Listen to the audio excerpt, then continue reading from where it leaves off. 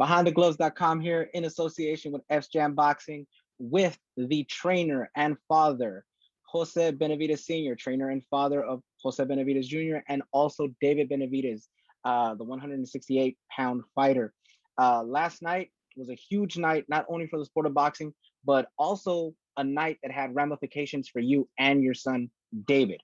The 168 division was in full swing last night. We had Canelo versus Yildirim, and also we had Darrell.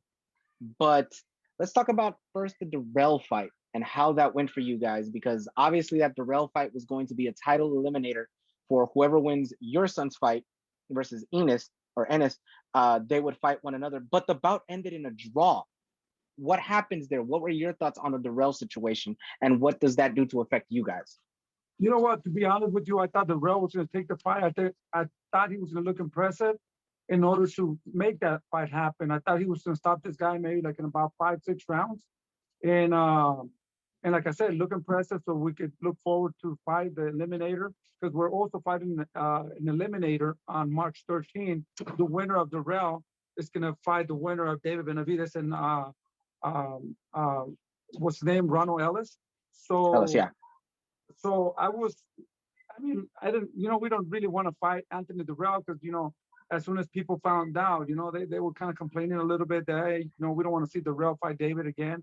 So I thought, hopefully this kid, the other kid, has something and maybe he can beat Anthony Darrell. Now that would be a good fight because it would be a big upset, right? So now he gets a draw. I don't know what happened. He couldn't catch this guy. And now it's a draw. So now nothing happens there because now we're going to fight for an eliminator. And hopefully they can make it into a mandatory to fight with for the WBC, with Canelo after he fights maybe Sanders and Caleb Plant. And maybe after that, we could definitely fight Canelo because it's going to take a time in order for him to fight the mandatory. So that, it's even better now because we can fight somebody else a little bit with more experience in between those fights. Anybody that is there, maybe ranked number 2 or whatever, Jacob is, I heard he's coming back maybe at 168. That would be a super good fight also. Charlo said he was going to come at 168, but now, he says he's not even at 160. So I don't think he's coming up to 168. So we got to find an interesting fight, with for David, to somebody that's up in that level, so we can show the people what David has and get closer to Canelo or anybody else at that level. Not looking forward or looking past Ellis, of course. Let's talk about last night again, but let's talk about this time what happened in Miami and Canelo versus Yildirim. And how did Canelo look to you? I know you were on the boxing rundown this past Monday, and you said the fight would end in 3 rounds. You were absolutely you were absolutely 100% correct there. So what did you think about his performance? Obviously, a lot of people are looking down on it because it's not the type of level of opponent people want to see Canelo fight. But at the same time, even the greats like Julio Cesar Chavez Sr. fought these type of opposition, stay busy fights before they got into the bigger fights. So just your thoughts on that. I got to give it up to Canelo. He's a very dedicated fighter, very disciplined, and he stays busy, man. To me, I gotta take my hat off to him. He's the best 168. He's the king of 168 right now. He's doing everything great. His team is doing a great job. But one thing I gotta tell you though, when David was at 168, he did not want to fight David. David lost the belt. They contacted the WBC to fight for the WBC, the 168. So I believe that David opened the doors for him for the 168. That's my belief, and he could beat all these guys. Sanders did not look good on his last 2-3 fights. The last one, he looked kind of old and not really impressive. The fight before that, he didn't look that good. Caleb Plant, I watched 2 rounds, 3 rounds, and I fell asleep. So he's a boring fighter. So I believe that Doug Charlo he said that he didn't want to fight somebody under 25. Canelo says that he doesn't want to fight any more Mexicans. So that makes me feel good because they're avoiding that Mexican, David Benavidez, you know? And why isn't Canelo talking about David? Why is he? Because he knows that that would be the toughest fight for him at this point. You know, it will be a super hard fight for us also with Canelo because he is very intelligent. He's very dedicated. He's really strong, but he's fighting guys that are afraid. You know, we Mexicans, David fights with them. I guarantee you, there somebody's gonna get knocked out.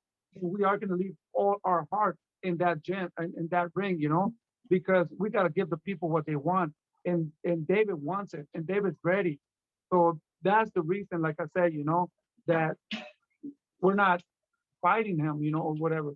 But David opened the doors for Canelo at 168. That's my belief, you know, because he didn't want nothing to do. He was just jumping up and down from 160 to 175. And I know it's a little confusing, but people got to see that, you know, that that fight with David will be the best fight right now, even right now at this moment. But I know he has other fights to fight, two more fights. But after that, it's going to be a mandatory, and hopefully he doesn't leave that belt vacant. So he fights, you know, or maybe he doesn't go to another division. How did you see his performance last night? Obviously, again, you picked He looked, third round, and it ended in the third round. So how did you see his performance? How did you see his movement? How did you see him? you know what? I saw what I knew what's going to happen, in my opinion, you know. Uh, Canelo is a very strong fighter. I mean, Gilgram, he hasn't fought for almost 2 years, I believe. He hasn't fought for a while, and we know that he got dropped. I didn't think he was, and people were talking about him that he was just a punching bag. I did not agree with the people. I thought he was going to do a little bit better. He was going to come and fight for his country and throw a little bit more punches. I don't know what he was thinking. I don't know what their plan was. Maybe I'm thinking they're going to cover and get Canelo tired a little bit, get the best shots in the first, second round, and and then start working a little bit. He got hit. He got hurt by doing that. Maybe he just froze with all those people. I don't know what happened, but I thought he was going to look better. Canelo looked really strong, really good, but you would definitely look like that when somebody's not throwing back at you and they're afraid. Canelo was connecting those uppercuts, those body shots, everything that he was throwing, he was connecting and very powerful. So Canelo looked like a superstar, like what he is now. He looked spectacular. He looked super strong, you know. So I think he looked spectacular. Canelo looked really good last night. Obviously, the worst kept secret in boxing was that he gets past Shield Rim. May 8th was going to be Canelo versus BJ Saunders. The announcement was made last night, and it's going to happen. Venue not announced as of yet, but it is going to happen. Your thoughts on that fight and how that goes? How do you see I that tell going? you again, you know, this round, it's going to go to 5 rounds. Because Sanders does have a little bit more, but he doesn't have a big punch. And like I say, he's been looking bad. So he's going to move a little bit. He's going to try to throw some punches in there. But once he feels that power of Canelo, he's going to move. He's going to try to box. He's going to try to beat his leg. But Canelo is going to cut the distance. He's going to corner him and go to the body, go upset on what Canelo knows how to do. And that's it. I give him 5 rounds, man. I think he's going to definitely stop Sanders. Caleb Plant later, you know, I'm just going forward a little bit. Yeah. I don't even think he's going to give him a fight either because, you know, Caleb Plant has no heart to me. You know, he just moves, runs. I think people are going to boo him. You know, when that fight happens, I think people are going to say, boo, you know, because Caleb Plant is just going to move around. But these two fights, to me, they're very similar. Caleb Plant is just going to try to survive a little bit more, but eventually he's going to catch him and take him out also. Let's talk a little bit more about BJ Saunders because BJ Saunders is a southpaw. As you said, he's a movable fighter, so he's elusive and everything. And we know that Canelo in the past, not now, but in the past, has had trouble with fighters that fight like that. You don't see that happening, though. I see you nodding your head. Sanders, in my opinion, with all my respect, he's done everything he could in boxing. He's old. The age has caught up to him. He hasn't been looking good. I don't think that's an exciting fight. You know, I heard some comments, you know, the last fight also, he got tested with some substance or whatever. I think his fight got canceled or something happened. So I heard that maybe he's going to make an excuse not to fight Canelo. And that's a great excuse. And if he can avoid fighting Canelo and keep his belt a little bit more, that's a good plan for him because Canelo is going to destroy him. You know, there's no way that he's southpaw is not going to really matter to Canelo. All right, so let's move on with Ellis and David Benavidez. That fight's happening on March 13th. Title eliminator. You guys are gonna have Ellis, a prime spot. We're treating Ellis like a world champion. We're not underestimating Ronald Ellis. He only has one loss, and I believe that he learned a lot with Canelo. He's been with Canelo in his camp for several times, not just one time. So I think he learned a lot from Canelo, and I think they're trying to help him, you know, a little bit with pointers or whatever, you know. So this is the fight of his life.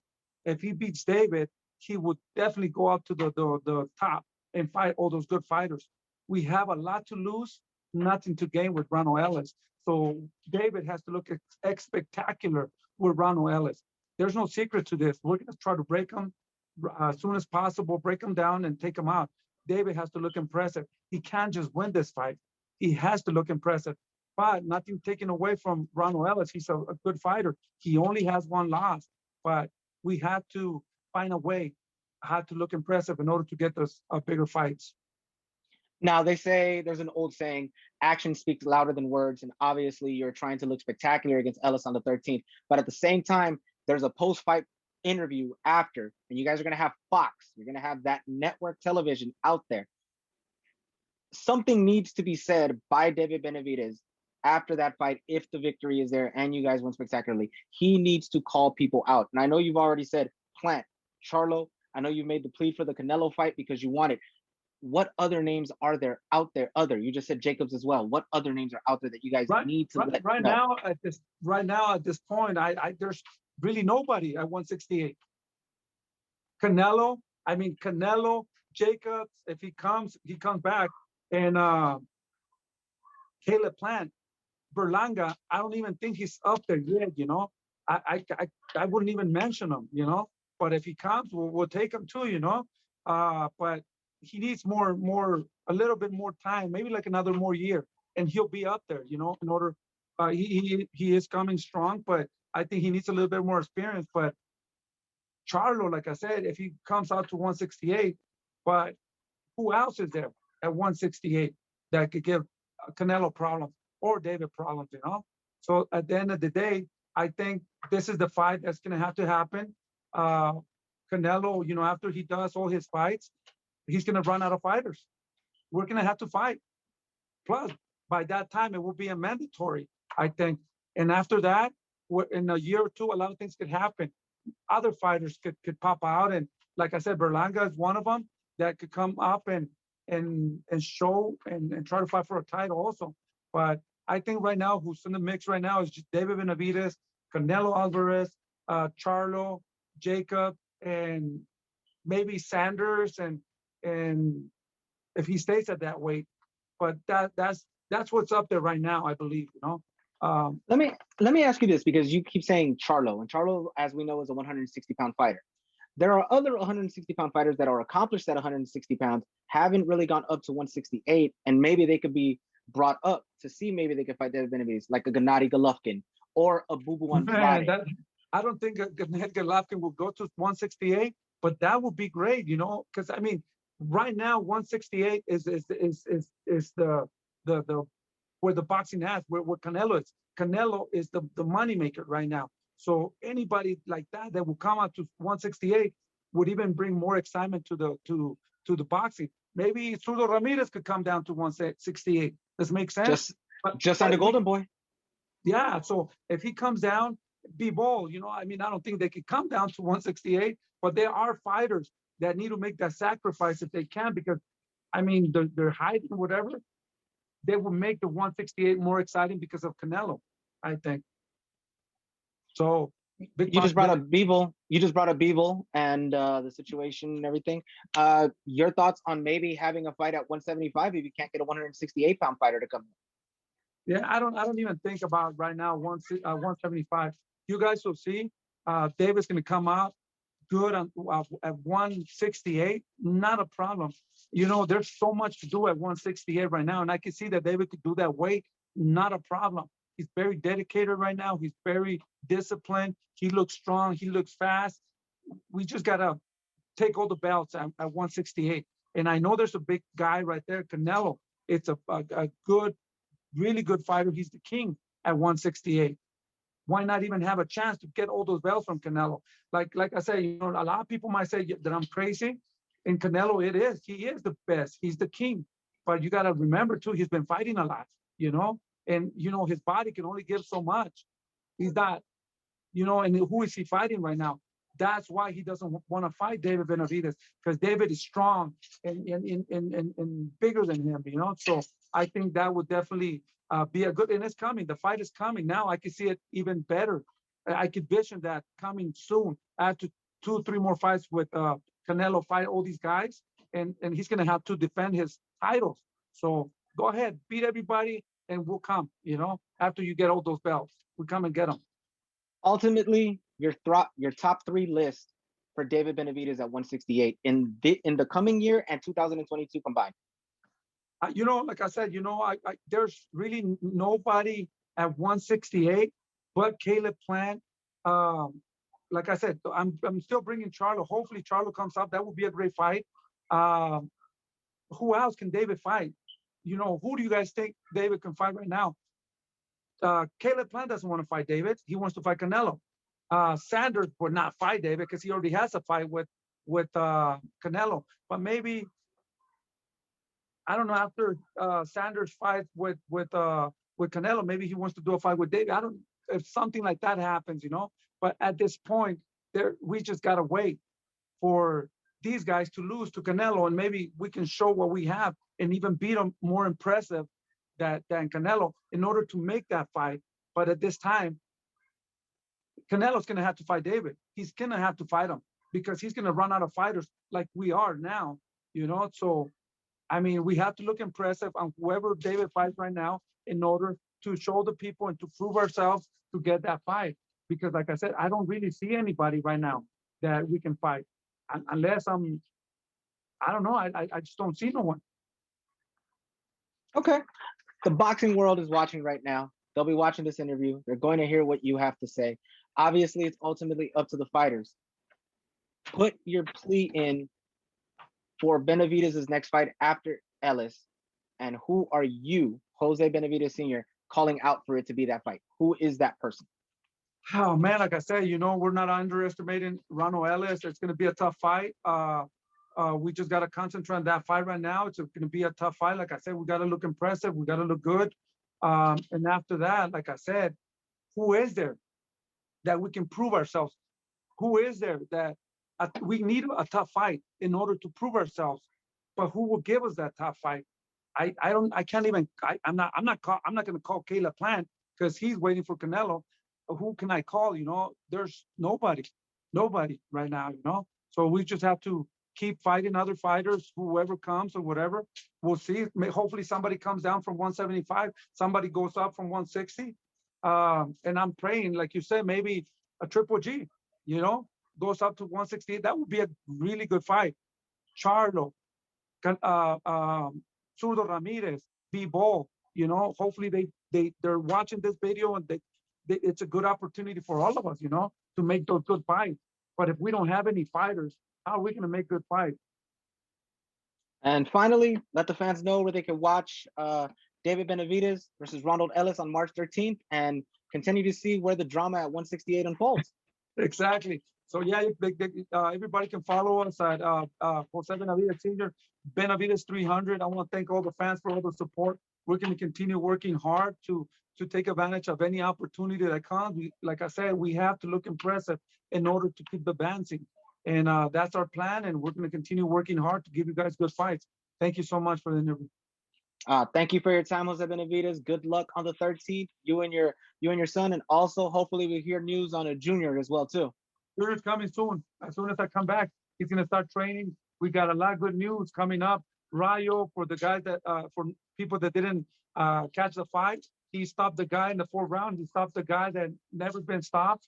and it was a good test, and he was supposed to go 8 rounds. He stopped the guy in the 4th round. So you're going to see a little bit more of Rayo now from now on. Thank you.